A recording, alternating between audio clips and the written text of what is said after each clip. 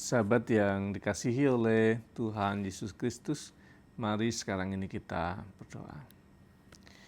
Kami mempersiapkan diri mendengar kebenaran firman-Mu.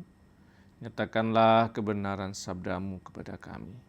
Kami mohon dalam nama Bapa, Putra, dan Roh Kudus. Amin. Sabda Tuhan terambil dari Injil Matius 7 ayat yang ke-7. Mintalah maka akan diberikan kepadamu, carilah maka kamu akan mendapat, ketuklah maka pintu akan dibukakan bagimu. Sahabat yang dikasihi oleh Tuhan Yesus Kristus, teks ini diberikan judul dan memang terkait dengan soal pengabulan doa. Dan secara tradisi di Yahudi pada waktu itu, orang yang bertamu akan mengetuk pintu dan menunggu tuan rumah membukakan pintu. Dan ketukan pertama mungkin belum terdengar oleh tuan rumah. Dia akan mengetuk yang berikutnya dan menunggu lagi dan seterusnya, dan berharap bahwa tuan rumah akan membukakan pintu dan memberikan hospitality yang pantas untuk dia yang sedang bertamu itu.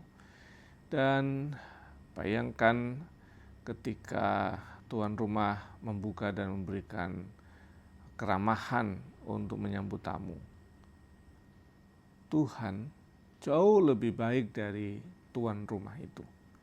Dia pasti akan membukakan pintu dan pasti akan menunjukkan keramahan bagi siapapun yang datang dan berdoa kepadanya. Kemudian yang kedua, berkaitan dengan teks ini, kata mintalah, carilah, kemudian ketuklah, itu menggunakan tensis kata yang artinya terus menerus, tidak terputus. Terus meneruslah meminta, terus meneruslah mencari, terus meneruslah mengetuk, maka kamu akan mendapatkan, kamu akan dibukakan pintu dan kamu akan dijawab permohonan dan doamu itu. Jadi bagian kedua yang kita hayati adalah dalam hal berdoa itu tidak boleh berhenti, tidak boleh berputus asa, tetapi terus menerus mencari, mengetuk, dan meminta kepada Tuhan dalam doa kita. Sekarang kan muncul pertanyaan, kenapa Tuhan meminta kita terus mencari Dia? Kenapa Tuhan meminta kita untuk terus meminta-minta kepadanya? Kenapa Tuhan meminta kita terus-menerus mengetuk pintu surga menjawab doa kita? Tuhan mau kita mengandalkan Dia. Dan seringkali kalau jawaban doa dihubungkan dengan soal ya tidak, tunggu, itu sesuatu yang oke, kita bisa terima itu dalam perjalanan hidup kita. Namun kalau kemudian menggunakan teks ini, yang Tuhan mau taruh adalah supaya orang itu belajar mengandalkan Tuhan. Yang kedua, mencari betul kehendak Tuhan melalui doa yang diucapkan, melalui permintaan yang dinaikkan. Kemudian mencari, karena ada waktu tunggu, waktu jedanya panjang itu.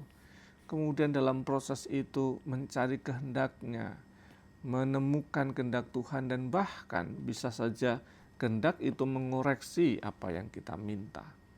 Sehingga kita kemudian merefleksikan sendiri. Tuhan memberikan waktu buat kita berefleksi atas apa yang kita minta kepadanya. Semoga kita menghayati bagian firman ini. Tuhan berkati. Amin. Mari kita berdoa. Bapa kami yang di surga, dikuduskanlah namamu, datanglah kerajaanmu, jadilah kehendak-Mu di bumi seperti di surga. Berikanlah kami pada hari ini makanan kami yang secukupnya. Dan ampunilah kami akan kesalahan kami, seperti kami juga mengampuni orang bersalah pada kami. Dan janganlah membawa kami dalam pencobaan, tapi lepaskanlah kami daripada yang jahat.